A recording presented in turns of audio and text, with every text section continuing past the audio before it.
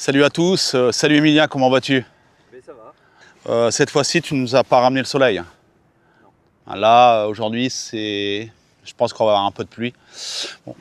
Pour cette nouvelle vidéo Matrix, on va parler d'une technique que j'affectionne tout particulièrement et très peu connue, c'est la pêche au jigger. C'est une pêche de surface ultra dynamique. Après, vous allez me dire, Fred, des vidéos de pêche au jigger, ça existe sur les réseaux. Oui, vous avez raison. Là-dessus, vous avez tout à fait raison. Je les ai visionnés. Alors, ce que j'ai remarqué quand même, il y a trop de forme, pas assez de fond. Alors, moi, je vais plus travailler sur le fond, c'est-à-dire les petits détails qui vous permettront de faire la différence. Faire les 2 ou 3 poissons supplémentaires qui vous permettront aussi de gagner certainement le concours. Voilà, moi, c'est plus le travail sur le fond. Alors après, un gros package à travers cette vidéo. L'installation du matériel, montage d'élastique, aussi les fixations de dacron, parce qu'il y a 2 sortes de dacron, et voilà, petite astuce pour pouvoir les fixer correctement sur l'élastique. Et puis un petit rappel aussi lors de la dernière vidéo par rapport au point de fixation de la ligne sur le dacron. Donc je ferai un petit rappel dessus. Descriptif total en faisant une ligne pour la pêche au jigger. Je vous expliquerai comment il faut la fabriquer. Aussi pour ceux qui pêchent avec des bas de ligne, petite astuce que je vous montrerai. Et puis le dernier point, je pense, c'est le gestuel. Alors le gestuel, savoir manier correctement une fronde, bon, ça ok. Pêche à l'agrainage, là aujourd'hui je vais faire une pêche uniquement à l'asticot. Mais en fait quand je dis gestuel, c'est de pouvoir suivre l'évolution, le comportement des poissons suivant une tranche horaire dans la journée. C'est-à-dire que le matin, elles seront plus dans le fond. L'après-midi, suivant l'ensoleillement, les poissons auront tendance à monter. Puis en fin de journée, peut-être que les poissons se trouveront dans une couche d'eau. Alors le but, c'était justement de pouvoir suivre l'évolution et le comportement des poissons, de façon à pouvoir optimiser un maximum la pêche. Vous voyez, c'est quand même un gros package. Et puis, on est au mi-novembre. Mi-novembre, les températures sont assez clémentes parce qu'en règle générale, les pêches de surface, c'est surtout l'été, en période estivale. Cette fois-ci, mi-novembre, on va essayer de faire une belle pêche. Je vous montrerai vraiment toutes les petites astuces pour pouvoir faire une pêche magnifique. Aussi, on est dans un domaine, je crois que tout le monde le connaît, le domaine du marronnier. Je remercie DJ et David de me donner l'accès aux étangs pour cette vidéo. Voilà, pour ceux qui sont intéressés de venir dans ce domaine, le lien se trouve en bas de votre écran. Voilà, moi je suis prêt, je suis chaud patate. Et toi, Emilien? Je suis prêt et c'est surtout que je t'ai ramené un cadeau. Ah ouais, je vais vous montrer. Allez, à tout de suite.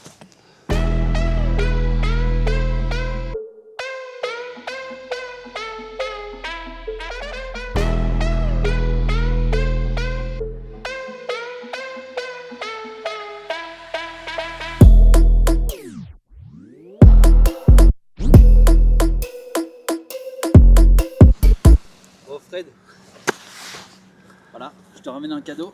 Ça, c'est Noël avant l'heure. C'est Noël avant l'heure. Ah ouais. Je te laisse le découvrir. Mais écoute, on va le découvrir ensemble. Là, c'est top. Donc là, c'est la XTR 600. 13 mètres. Alors 13 mètres, la composition du kit, je vous la montre tout de suite.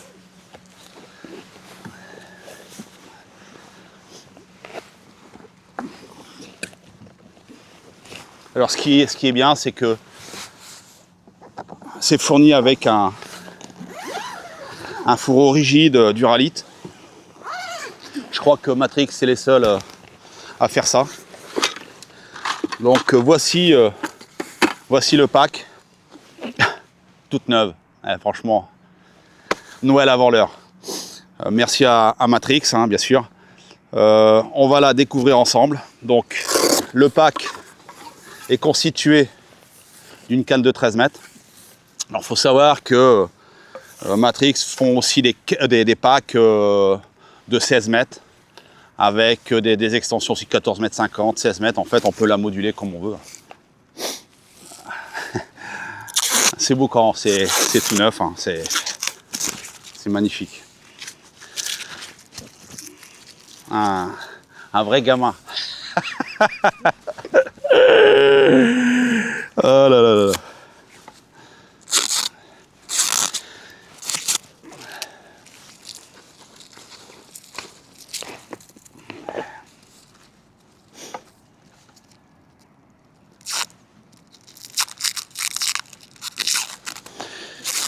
Donc la XR, c'est la toute nouvelle génération des cannes Matrix. Et à travers cette vidéo, et je vous montrerai justement l'avantage de cette toute nouvelle canne. Regardez ça. C'est pas magnifique? Alors ce que j'aime avant tout, c'est que c'est une sérigraphie en 3D. C'est une sérigraphie qui reste très sobre. En tout cas, moi, c'est ce que j'aime. C'est pas du bling bling clinquant comme on peut voir au bord de l'eau. Hein, donc là, la canne de 13 mètres.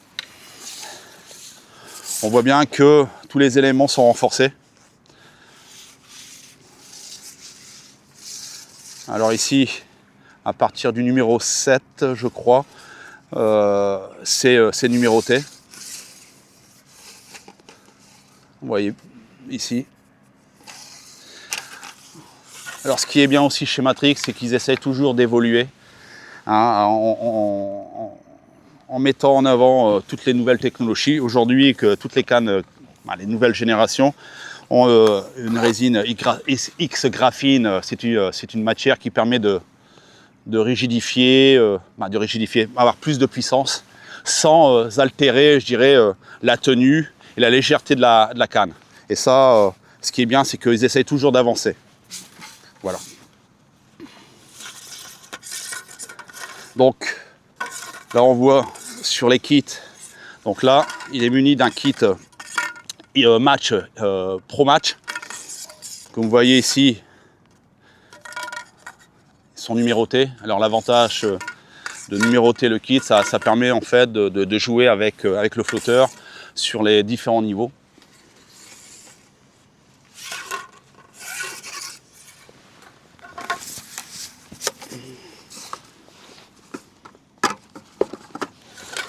Là, c'est un kit, comme je viens de le dire, c'est un kit Pro Match de 2,50 m. Alors, il faut savoir que sur les séries XTR, il y a 3 longueurs, 2,50 m, 2 m et 1,70 m. Donc, en 2,50 m, on retrouve des Pro Match, des Power Pro standard. Kit finesse pour celui qui veut pêcher le blanc, le gardon, la brème, voilà, dans les canaux. On s'aperçoit que quand même que c'est une canne ultra polyvalente. En fait, avec cette canne-là, vous pouvez quasiment tout faire. Voilà, ça c'est vraiment l'avantage aussi. Cette canne-là, elle est munie de 8 kits, 4 kits Pro Match. Donc, quand je dis Pro Match, avec la canne inclus. 4 kits finesse, une extension. Le point vraiment aussi important, c'est le tout nouveau kit coupelle. C'est un kit coupelle télé-réglable. Ça, c'est vraiment bien. Je vais vous la montrer tout de suite.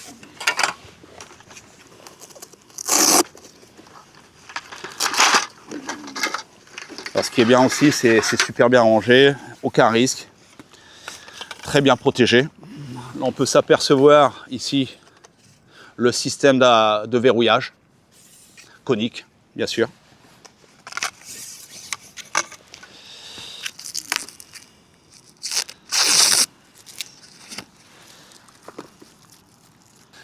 Avec un pas de vis, il suffit simplement de rajouter l'écrou. Voilà. Donc on voit bien qu'il y a une bague conique qui vient s'ajouter à l'intérieur du pas de vis. Voilà. Vous avez différents marquages, comme je vous l'ai expliqué tout à l'heure, 3 longueurs. Ça permet d'ajuster en fonction des kits que vous avez choisis. Donc là, ici, on va la mettre à 2 mètres. Vous voyez, on va la mettre à 2 mètres. Il suffit de positionner au marquage, serrer, et là ça bouge plus. Vraiment bien. Là aussi, associé des kits coupelles. Donc il y a deux coupelles.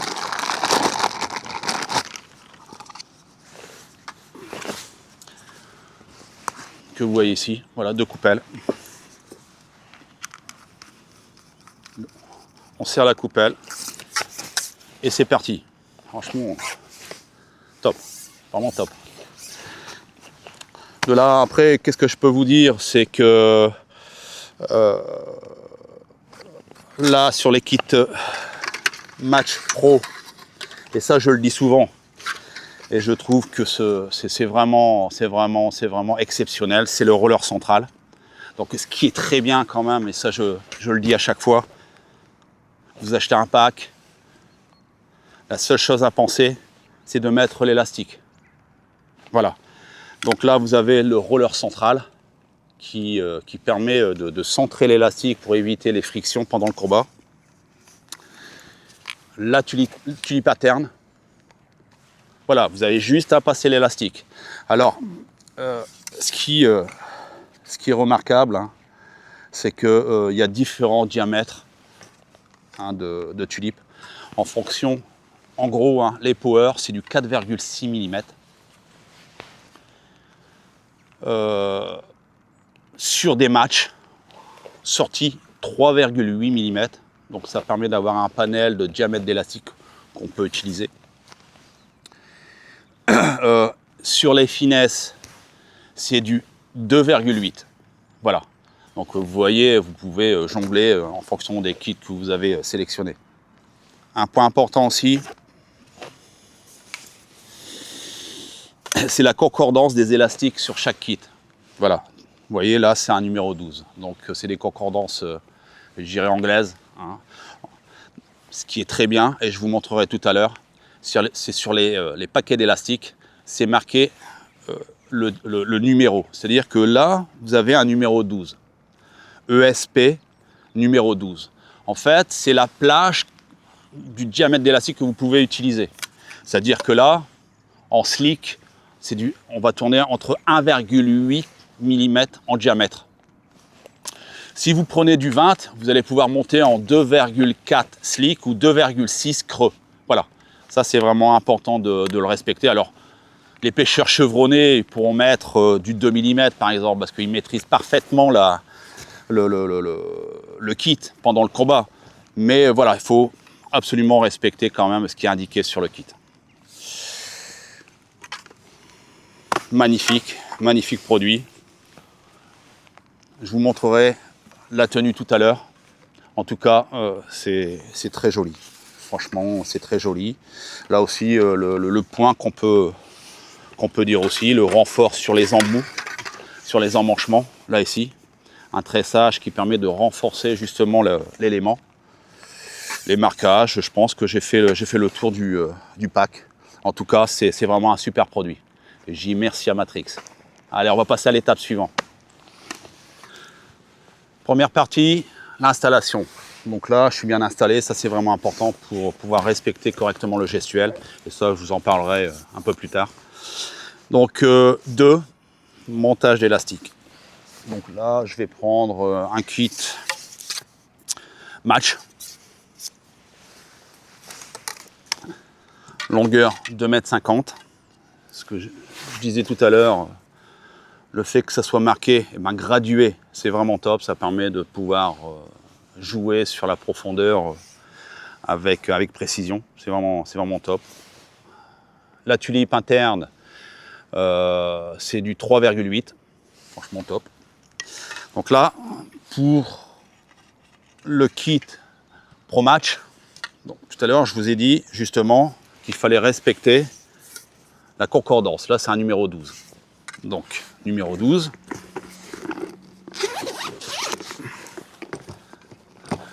Je vais prendre un slick de 1,8, pardon. Voilà. Il faut savoir qu'aujourd'hui, il y a 2 longueurs en slick, 8 mètres et 3 mètres. La concordance, elle est juste ici, entre 12 et 14. Donc là, ici, comme c'est un kit Match Pro de numéro 12, donc on peut l'utiliser. Voilà. L'emballage.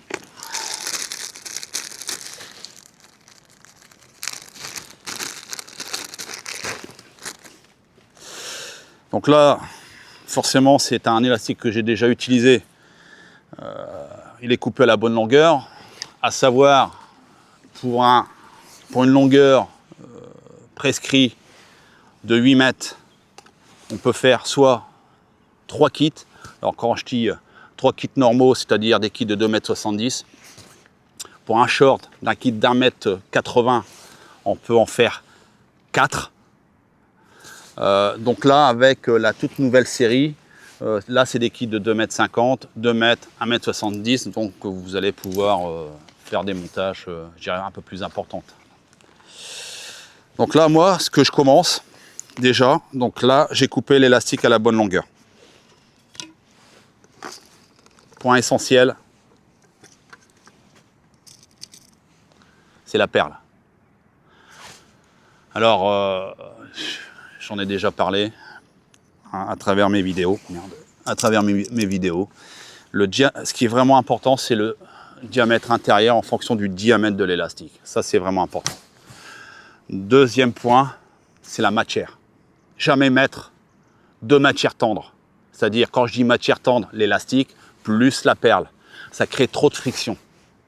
Donc, l'élastique, comme c'est une matière tendre, la perle, il faut qu'elle soit forcément une matière dure, de façon à pouvoir éviter trop de friction pendant le déroulement de l'élastique, à travers la perle.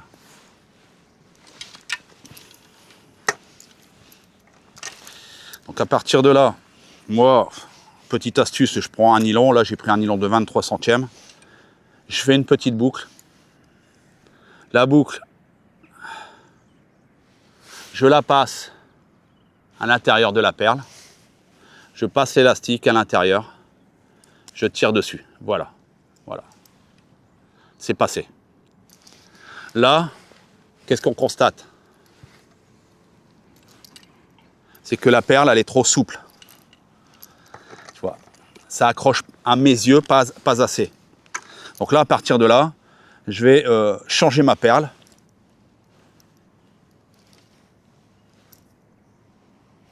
Je vais changer ma perle. Le petit souci, c'est que je n'ai pas tous les diamètres. Je les ai oubliés à la maison. Mais ça fera l'affaire quand même. Ah là là là là. Là aussi, hein, il faut, au niveau du nœud, hein, n'hésitez pas à mouiller de façon à retirer le lubrifiant. Ça glisse tellement que c'est pas évident. Voilà, je fais 2 tours. Je tire dessus. Voilà.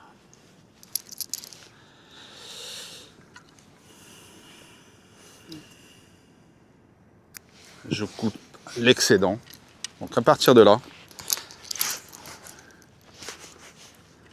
donc j'ai oublié mon câble pour passer l'élastique. Bon, ça arrive, ça c'est pas grave. Donc là, vous avez le roller central avec la poulie interne. Là. Je ne sais pas si tu arrives à zoomer. Tu passes l'élastique à l'intérieur. Donc attention à l'extérieur pour que la poulie fasse son rôle de... Là, vous descendez l'élastique. Hein.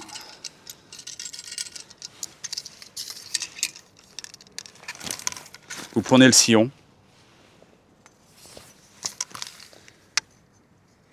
Passez l'élastique dedans. Alors quand c'est humide, c'est un petit peu plus compliqué. Là, il faut vraiment avoir l'élastique, hein, le câble pour passer l'élastique.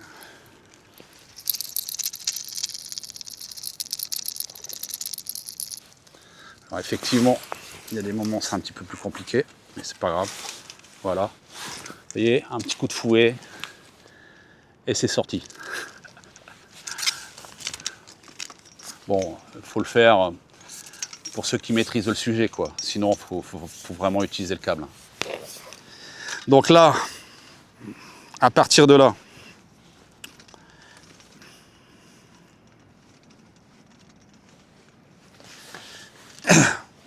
Bon là j'ai fait un nœud de façon à pouvoir bloquer l'élastique.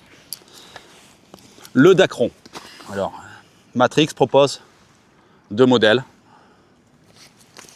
Alors, quand je dis 2 modèles, alors c'est par rapport au point de fixation du Dacron. Hein. Je vais vous montrer. Il y a plusieurs tailles. Hein, large, medium et small. On va attaquer par le premier. Bon là, pour un élastique d'1,8, je vais prendre un médium. Donc vous voyez ici, là, par rapport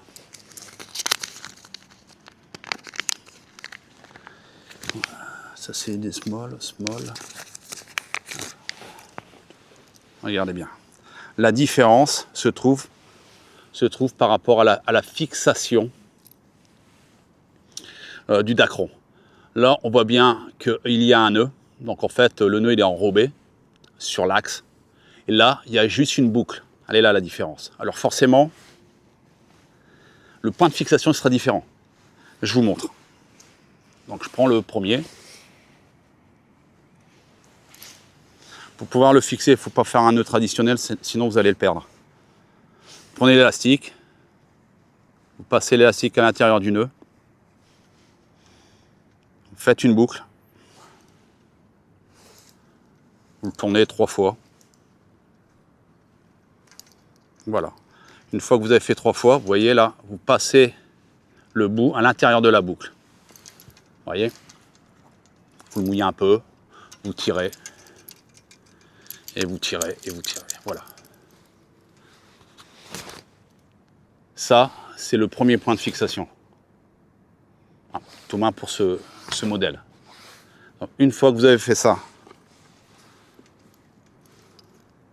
vous coupez l'excédent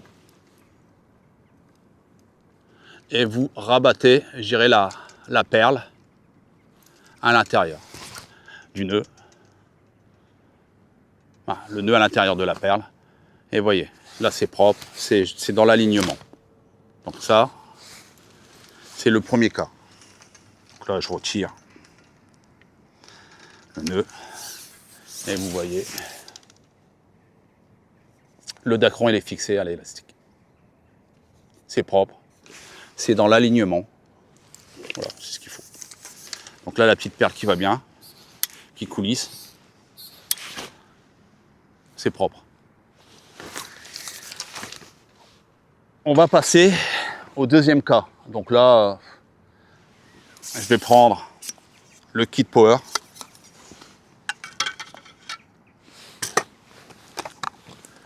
Je vais prendre un élastique slick de 2 mm. Donc là, ne pas oublier la concordance. Là, c'est du 14-16. Et là, c'est marqué 18. On est juste pile poil dans la concordance. Donc, quand je dis concordance, le diamètre de l'élastique, bien sûr. Donc là, paquet tout neuf. 8 mètres d'élastique. Ça, c'est vraiment bien. Donc, je vais prendre ce que j'ai vraiment besoin. Donc là aussi, je vais reprendre une perle. Je vais reprendre la même. Je vais reprendre la même. La petite perle jaune. Avec du jaune, c'est parfait. Et je prends mon nylon de 23 centièmes. Je fais une petite boucle. Je rentre la boucle dans la perle.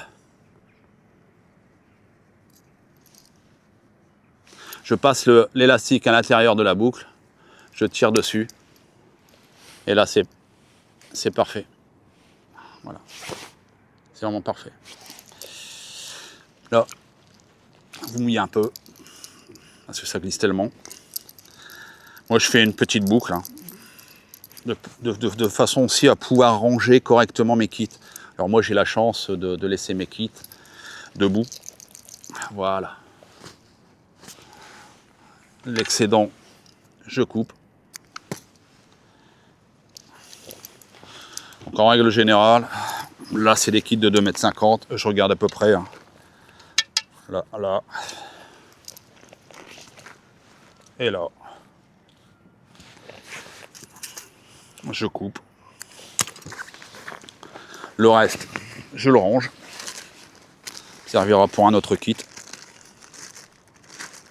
Voilà. Ça me servira pour un autre kit.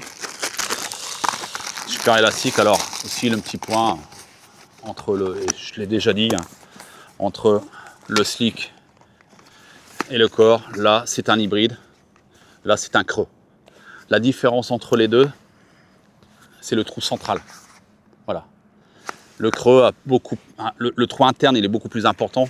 Donc ça permet d'avoir beaucoup plus d'élasticité. L'élasticité, c'est-à-dire comme c'est creux à l'intérieur de l'élastique, donc en fait, il y a beaucoup plus de pouvoir d'allongement étant donné qu'il y a beaucoup plus d'espace.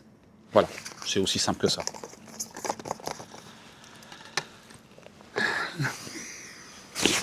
Donc l'élastique, 2 mm. Et là, ben, je recommence l'opération. Je le passe à l'intérieur du roller. Là aussi, hein, il y a un guide à l'intérieur. Alors c'est vrai que c'est difficile à montrer, mais il y a un guide qui permet de positionner correctement l'élastique à l'intérieur. Vous voyez, ça glisse tout seul. Je tire. Je prends le sillon. Vraiment bien, il n'y a que l'élastique à penser. Voilà, la tulipe, roller, tout est déjà intégré. Vous voyez, le petit bout qui passe. Voilà. Bien mettre en face de la graduation.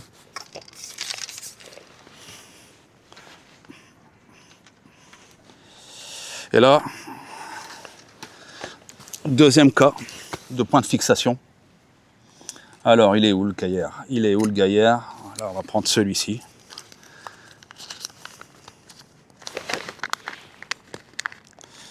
Plus fin, mais... Donc là, on voit bien qu'il y a une différence. Là, c'est un nœud coulant. On voit bien la différence entre ça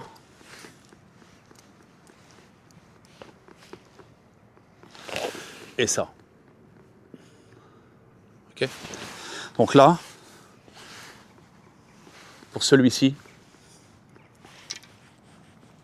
essayez quand même d'enlever le lubrifiant, parce que pas évident de pouvoir faire le nœud. Faites tout simplement un double nœud. Voilà, vous doublez. Alors je remonte. Là ici, donc la boucle. Je passe l'excédent à l'intérieur. Je repasse une deuxième fois à l'intérieur. Je serre. Le nœud il est fait. À partir de là, vous prenez le dacron, la boucle à l'intérieur, vous serrez et vous venez en appui sur le nœud. Voilà. Vous coupez l'excédent.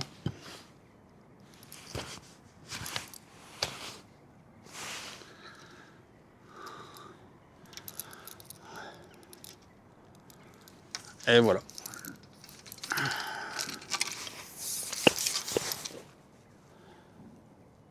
Le deuxième dacron, il est fixé. Donc, deux modèles, deux points de fixation différents. Donc là, la petite perle. On entend bien le travail de la poulie centrale qui permet d'avoir un coulissement vraiment parfait, vraiment fluide.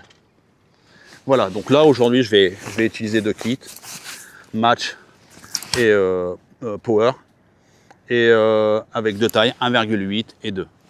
Donc en fonction, effectivement en fonction du diamètre de l'élastique, je vais utiliser aussi différents modèles d'hameçon. On va passer, donc je déroule, hein, on va passer au troisième point. Le troisième point, c'est le montage d'une ligne et de vous montrer qu'est-ce que c'est un jigger. Un jigger, en fait, comme je disais tout à l'heure, c'est une technique qui permet de faire une pêche de surface en exploitant différentes couches d'eau. Alors pour pouvoir exploiter toutes les différentes couches d'eau, en fait, C'est un flotteur qui permet en fait de venir coulisser entre deux stop flottes. Entre deux stop flottes, donc c'est un flotteur qui va coulisser. Donc, comme je disais tout à l'heure aussi, c'est une pêche dynamique, donc il faut travailler constamment la ligne, tout en frondant. Donc en fait, c'est une pêche aussi d'accoutumance, comme quoi que c'est une technique vachement complète, hein, qui demande quand même un travail personnel. Je crois, j'ai oublié. Je vais vérifier. Les stop flottes. Les stop flottes sont dans la voiture. Les stop flottes sont dans la voiture. Emilien, peux-tu me ramener les stop flottes? Donc je continue. Hein. Je là un point aussi que je rappelle assez souvent. C'est le nouveau nylon de chez Matrix. Franchement, il est exceptionnel. C'est le meilleur nylon que j'ai pu avoir. Je suis honnête, je vous le dis. En termes de friction, en termes de résistance aux nœuds, franchement, il n'y a pas mieux à mes yeux. Voilà. Donc, pour le montage de ligne, je vais prendre du 18 centièmes. Alors, ce qui est bien, c'est que en pêchant, quand on pêche au jigger, c'est des lignes assez courtes. Donc, ça demande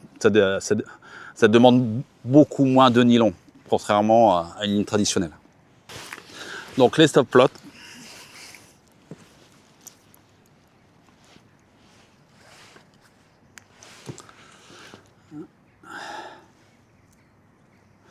Je prends le stop flotte, je passe le nylon à l'intérieur de la boucle, je tire sur le stop flotte de façon à pouvoir l'insérer sur le nylon.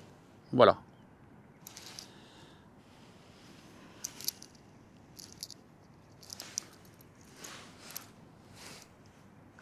Le flotteur, donc, en parlant du flotteur, il y a différents grammages, il y a différents modèles. Là, c'est du Preston. C'est du Preston, il y a aussi d'autres marques, hein, mais pour moi, à mes yeux, c'est le meilleur flotteur pour pouvoir pêcher au jigger. Donc là, à partir de là, je le rentre le nylon à l'intérieur du flotteur. Voilà, là on voit que ça coulisse. Je prends un deuxième stop flotte. Je tire sur le stop flotte. Voilà. Donc là, l'avantage, c'est que vous allez pouvoir jouer sur les différentes couches en fonction du positionnement du stop flotte sur le nylon. Voilà, tac, tac.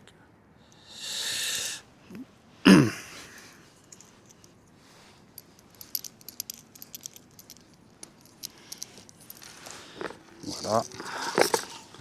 Donc à partir de là, il suffit simplement, là je vais prendre du numéro 8.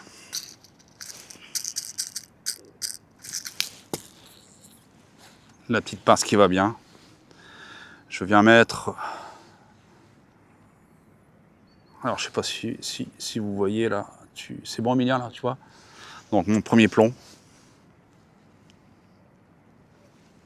Donc il existe différentes sortes de plombs, hein, sphériques ou cylindriques, hein, ça c'est à vous de voir. Donc là je vais déjà dans un premier temps en mettre 4.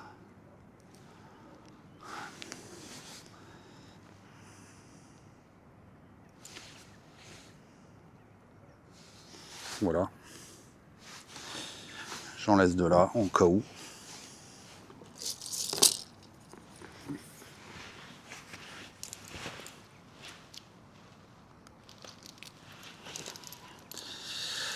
Donc là, on va regarder si c'est parfaitement équilibré. Là, à votre avis, il manque encore des plombs. Donc on va rajouter un petit plomb.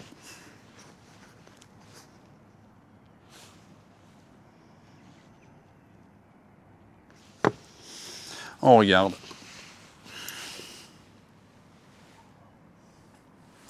À votre avis? Pour moi, c'est parfait. Pourquoi? Parce qu'il manque le bas de ligne. Donc le poids de l'hameçon, plus le poids de lèche. Il ne faut pas oublier que c'est une pêche de surface. Donc, on va passer au bas de ligne. Et je reviendrai sur la ligne. Alors, pour ceux qui pêchent en bas de ligne, hein, moi je fais les deux. Direct, suivant des cas, et bas de ligne, suivant d'autres cas. Des pics pointe motrice qui sont vraiment magnifiques, j'adore. Aujourd'hui, pour ces pêches, je vais prendre les X3. Donc là, j'ai 3 tailles, 12, 14, 16, je les ai mis en 18. Et là, je vais choisir une taille de 14.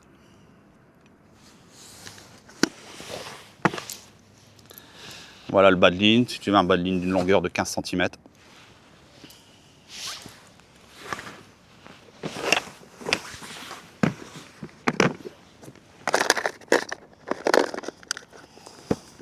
Alors c'est vrai que à travers la vidéo c'est peut-être un peu long, mais tous ces points que je viens de nommer, c'est vraiment important. Ça c'est un travail à la maison et qui permet vraiment quand on arrive au bord de l'eau d'être vraiment prêt. Donc là ici je vais faire la boucle étant donné que je vais utiliser un bas de ligne. La petite boucle. Alors moi c'est une boucle en 8, enfin, un nœud en 8. Hein. Donc voilà, je fais ma première boucle, petite grande, je la tourne et je la fais rentrer à l'intérieur. Donc là, c'est pour ça qu'on appelle un nœud en 8. Là, ma boucle elle est pratiquement faite. Là ici, je prends un outil qui permet d'avoir une longueur de boucle souhaitée. Donc là, je passe à l'intérieur, je tire dessus.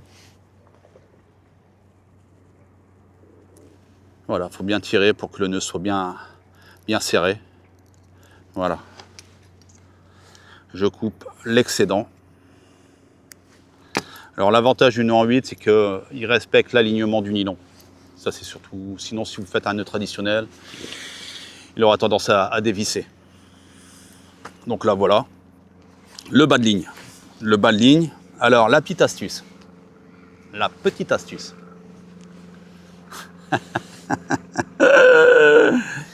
Toujours mettre la boucle en premier.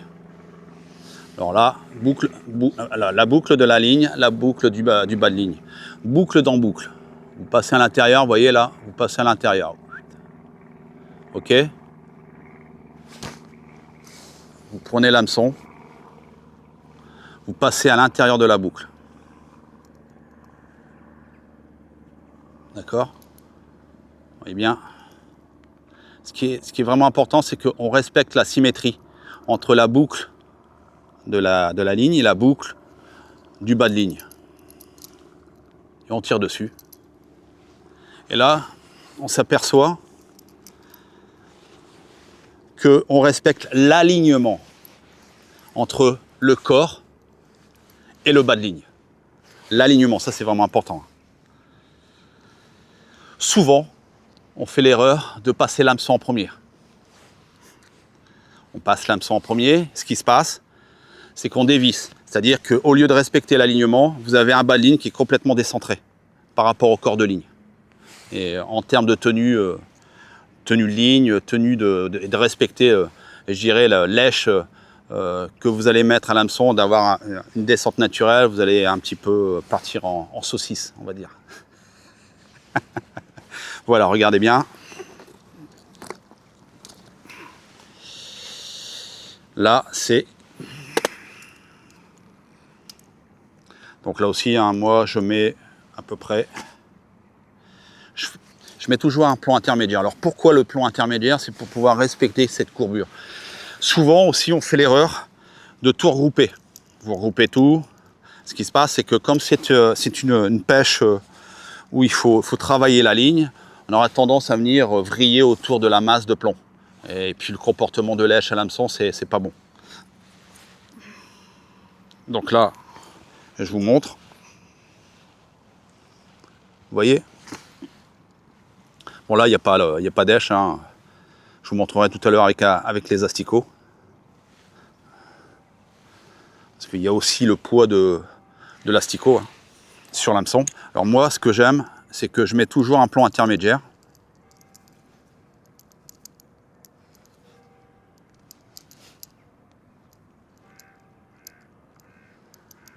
Voilà. Voilà, voilà.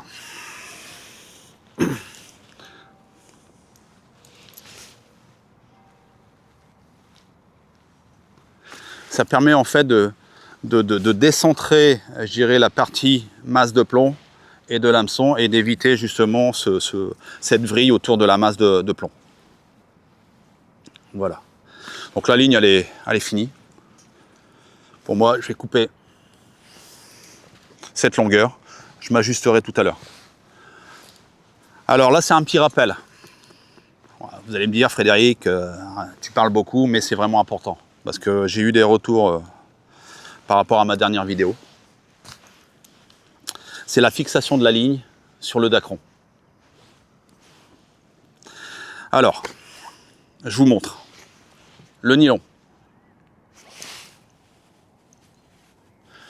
Toujours la boucle. Donc là, je prends une boucle quand même assez longue. Voilà. Je fais petite boucle, grande boucle. Je pivote ma grande boucle et je viens passer la petite boucle à l'intérieur. Je tire dessus. Voilà ma boucle. Donc là, elle est quand même assez grande. C'est normal. Alors c'est normal, pourquoi? Parce que je vais refaire une petite boucle. Alors là, c'est con. Voilà, là c'est la petite boucle. Là, je vais passer 2 fois la petite boucle dans la grande. Une.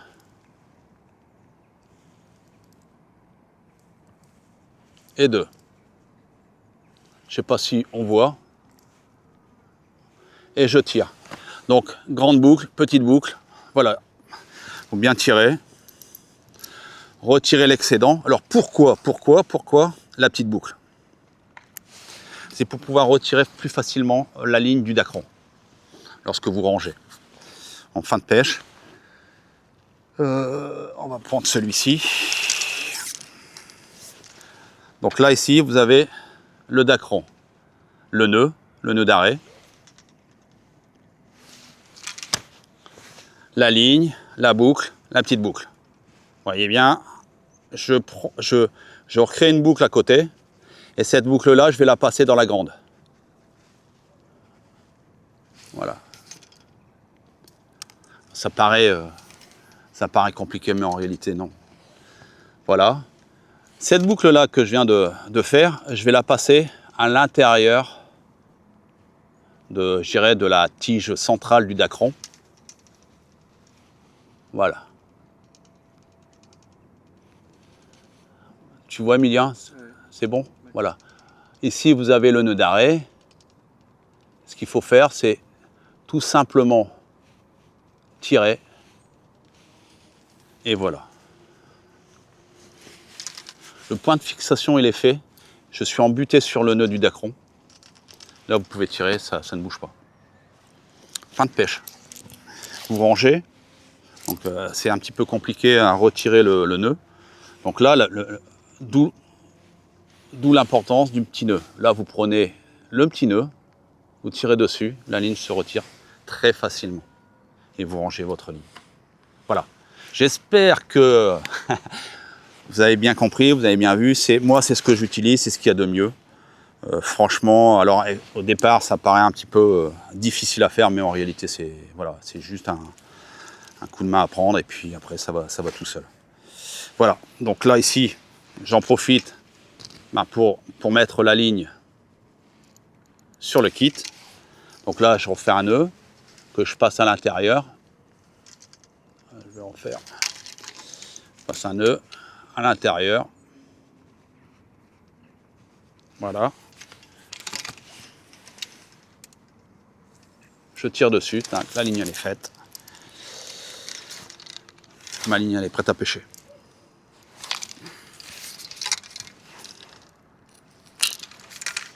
Voilà. On voit bien que ça ne bouge pas. C'est propre. Voilà les amis, j'espère que bon, ça prend du temps, mais j'espère que vous avez appris, vous avez avancé dans ce que je viens de démontrer. Et c'est une pêche vraiment, vraiment exceptionnelle, malheureusement très peu utilisée. Hein, mais je vais vous montrer à travers la vidéo, mais c'est vraiment top. Donc là, on vient de passer 3, 4, on a fait les bas de ligne. Qu'est-ce qui reste? Le gestuel. Voilà. J'irai à la limite, c'est le point le plus important, le gestuel. Alors, je vais vous montrer les frondes que j'utilise. Les frondes Matrix, je pense que c'est, pour moi, à mes yeux, les meilleurs du commerce. Je vous montrerai 4 modèles. Bon, voilà, c'est tout un ensemble. Il n'y a pas que ça. Il n'y a pas que ça. J'ai toujours mon petit tableau que je ferai un petit dessin là, à ma façon. Mais c'est surtout de comprendre le comportement des poissons. Et ça, on l'oublie souvent. Les gens ont toujours tendance à rester ancrés sur une profondeur, sur un mode de pêche. Voilà, il y a tellement de choses.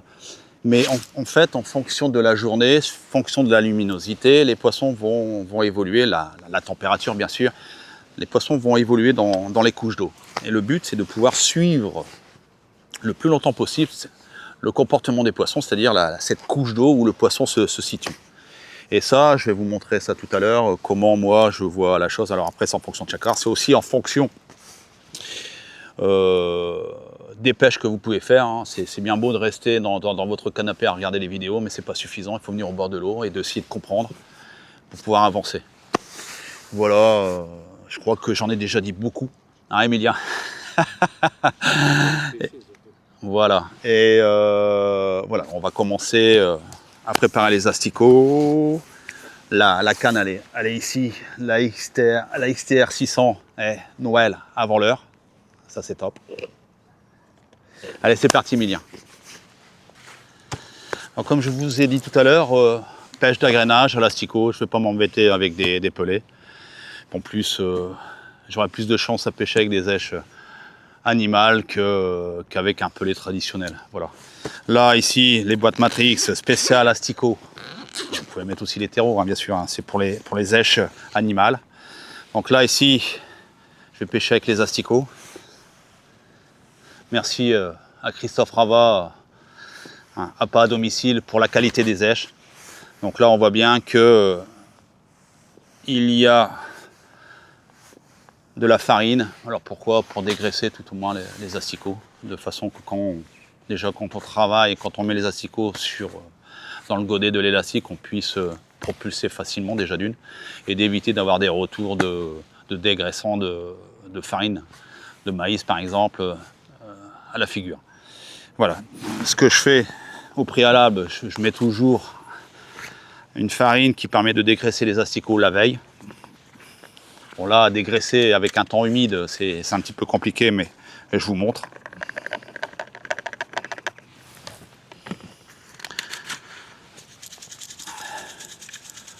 Voilà, le but c'est de pouvoir retirer tout ça, quoi, et d'être tranquille. Alors, effectivement, l'asticot a tendance à créer une matière grasse sur le corps. Et le fait est qu'il y ait du gras sur le corps a tendance à faire dériver les asticots dans la couche d'eau. C'est pas le but. C'est surtout quand on pêche sur le fond, quoi. Donc pour ceux qui seraient intéressés à Pas à domicile, hein, le lien se trouve en bas de votre écran. Super site. Asticots de toutes les couleurs, terreau, verre de vase, fouillis. Je vous invite à consulter le site. Voilà.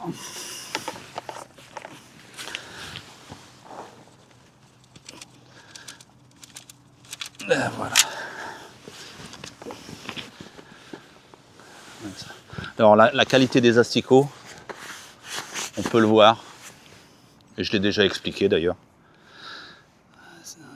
c'est la petite tache noire que vous voyez là sur le corps de l'asticot. Ça, c'est un gage de qualité. Voilà, c'est juste pour que vous ayez conscience que les asticots que vous achetez. Voilà. Et là, on peut voir que tous les asticots ont la tache noire. Les frondes. Voici les frondes du slick. 4 tailles. Donc 2,2, 2,5, 3,2, 3,5. Alors forcément, plus vous montez en puissance, c'est surtout utilisé pour les pêches, par exemple, un peu les wagglers. Forcément avec des godets qui sont différents, avec des contenances beaucoup plus importantes. C'est des frondes vraiment magiques, très résistants. Vraiment très résistants. Et le godet rigide est vraiment parfait dans la propulsion des asticots, parce que si le godet n'est pas forcément adapté, il aurait tendance à éparpiller les asticots pendant la propulsion. Aussi, Matrix fait des kits d'élastique, c'est-à-dire que si au bout de 15-20 pêches, vous voyez que l'élastique il commence à prendre un coup, Matrix fournit aussi, vous allez chez le détaillant, fournit uniquement les kits pour changer les élastiques. Voilà. Je crois que j'ai tout dit, les asticots sont là, on va passer au gestuel, on va tester la canne, je vais vous montrer la qualité de la nouvelle canne Matrix. Allez, let's go. Donc là aussi pour les èches, comment fixer correctement. Alors après, vous pouvez en mettre 2, 3, 4, suivant aussi la taille de l'hameçon que vous allez utiliser. Mais je voulais aussi vous montrer un petit peu le comportement de lèche en fonction de la pêche au jigger avec mon seau magique. Je dirais mon vase magique. Donc là,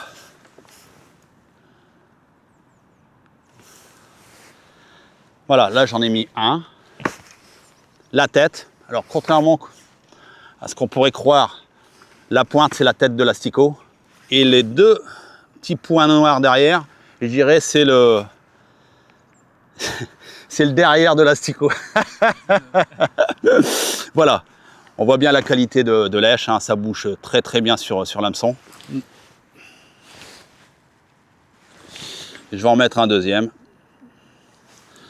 Donc là j'ai mis un X3 en taille 14 sur un nylon de 18 centièmes, 2 asticots. On voit bien que ça bouge comme des folles. Et ça c'est vraiment important, ça permet d'exciter le poisson. Alors là, ici le but c'était de vous montrer justement un petit peu le comportement de lèche. Vous voyez les deux soft flottes là. En fait, le travail se joue entre les deux soft flottes. Après, vous pouvez les écarter en fonction de la pêche. Mais le but, c'est de pouvoir faire évoluer, de faire évoluer lèche dans la couche d'eau. Donc là, j'ai mis 40 cm. On voit bien que je fais évoluer l'eau. Alors vous allez me dire, attends, Fred, il est fou, quoi, il fait évoluer l'eau, mais pourquoi, comment il va faire? Oui, mais après, comme je vous ai dit tout à l'heure, c'est une pêche d'accoutumance. Donc là, il va falloir fronder. Et puis, voilà, fronder régulièrement, de façon à pouvoir positionner les carbes dans une certaine couche. Les carbes vont venir manger les asticots, puis au passage, si vous avez respecté ce que j'ai dit, forcément, ils vont venir choper les asticots sur l'hameçon. On voit bien. Tac. En bas, ici. Voilà. Là aussi, c'est suivant aussi les cas. Vous pouvez être agressif. Alors agressif, vous descendez, clinque, vous tirez dessus. Ou alors l'accompagnement. Vous positionnez le jigger, vous descendez tout doucement, tout doucement, tout doucement. Après, c'est en fonction aussi du comportement du poisson. Voilà, et ça c'est la pêche au jigger. Allez, c'est parti.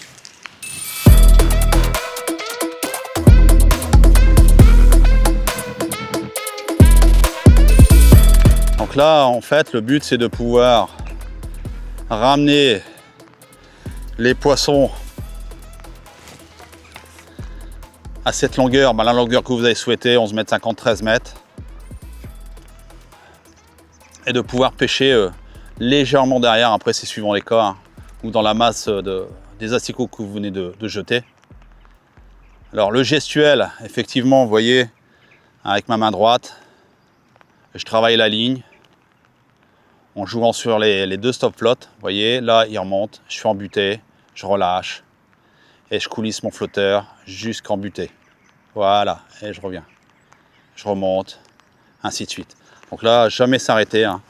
Là, vous prenez la fronde, vous jetez. Alors vous voyez, moi ça me demande pas d'effort, tout en travaillant la ligne. Aussi, hein, quand tout à l'heure je vous disais l'installation du matériel, c'est vraiment important. Vous ne regardez pas. Le but c'est de pouvoir avoir le même gestuel en prenant la même quantité d'asticots. Là aussi, c'est en fonction des cas. Et vous travaillez la ligne. Avec ma main droite, je suis en appui sur la canne.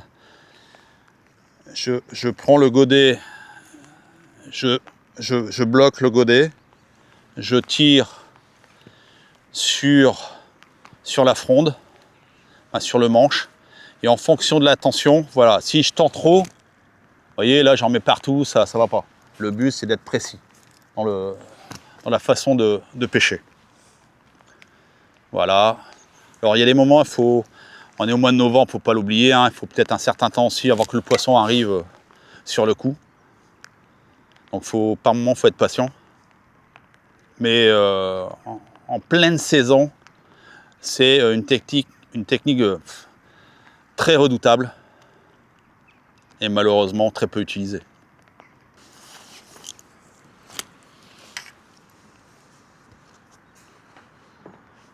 Ah, en voilà une. En voilà une.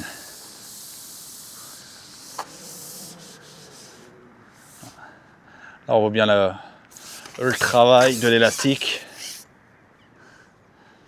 Voilà. Ce qui est vraiment aussi intéressant, c'est de pouvoir, vous voyez, vous bloquez la canne, vous relancez un godet, parce que le problème, c'est que si vous arrêtez de fronder, vous risquez de les perdre, ou alors de les décaler dans la couche d'eau. On voit bien l'élastique slick de 1,8 qui travaille bien.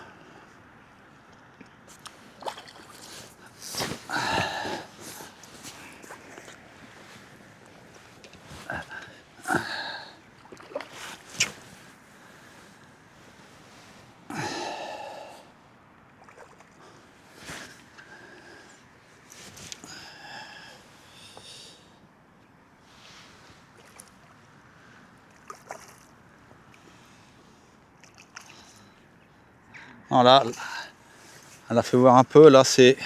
Ah, là franchement c'est top, parce que je l'ai prise. Ah, moi je suis une machine, hein. À un moment donné il faut arrêter les conneries quoi. Et, oh, il est magnifique, oh là là là, il est vraiment, je vous montre, il est vraiment magnifique. Bon là ça arrive de... Non même pas, non, c'est parce qu'en fait je suis venu... Je pensais que je l'avais harponné, mais en réalité c'est faux. C'est parce que je suis venu...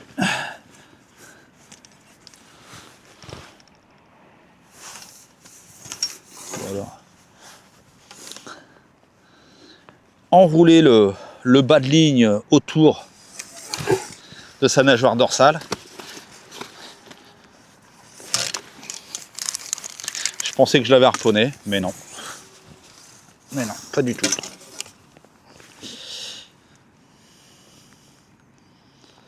Je vous montre ce magnifique poisson.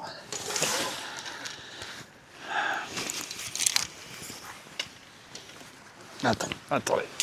Oh, ça, il est... Oh, qu'est-ce qu'il est joli. Qu'est-ce qu'il est joli. Oh, regardez ça, moi. Cette beauté. Regardez-moi ça.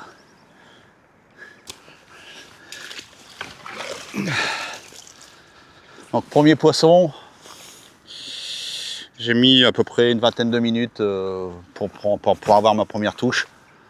Après, c'est un petit peu normal, hein. Au mois de novembre, les poissons ont tendance à descendre. Il est à peine midi. Je pense que ça ira un peu mieux au fil de la journée.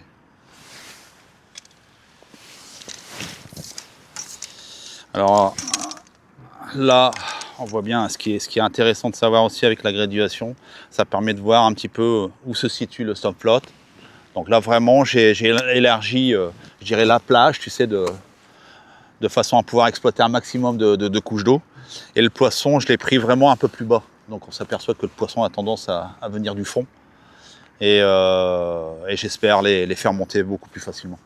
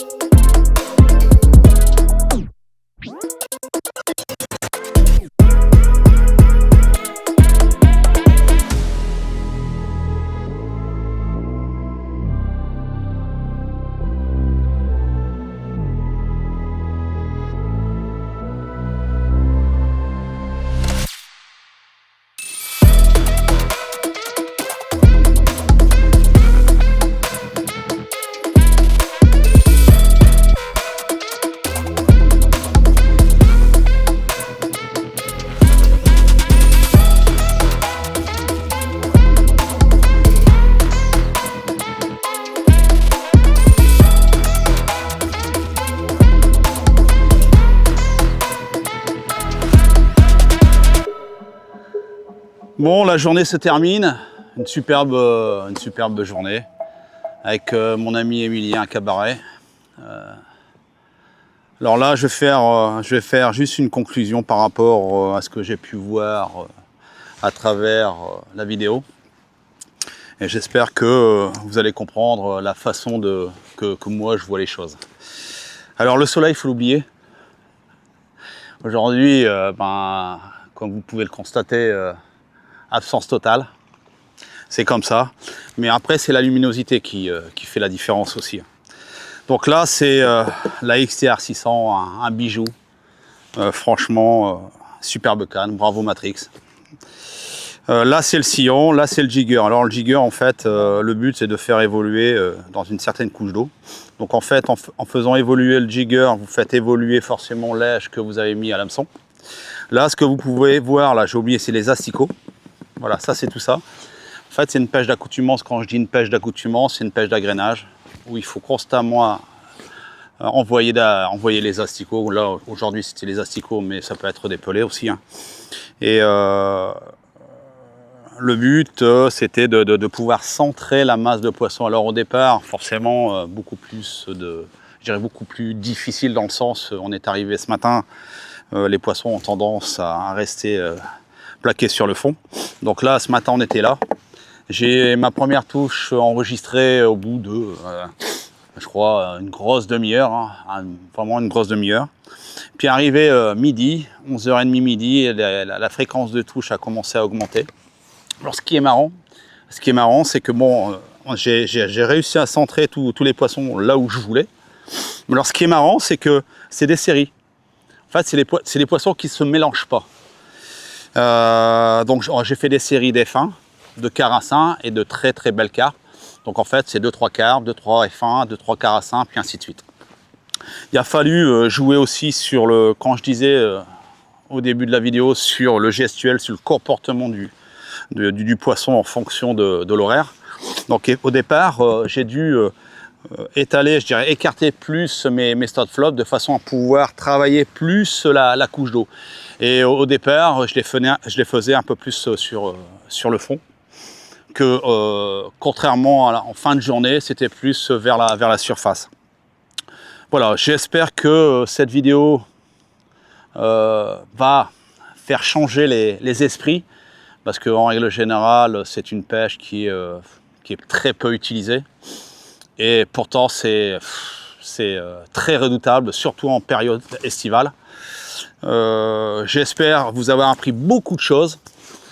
Et puis là, je vais vous montrer en fait ma pêche. Bon, j'ai pas forcément tout mis dans la bourriche parce que ça aurait été vraiment carnage, trop de poissons.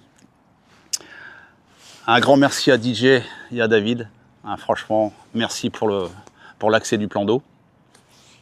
Dernier point, n'oubliez pas de vous abonner à la page Matrix Fishing TV France. C'est en bas de la page, c'est en bas de l'écran. C'est totalement gratuit.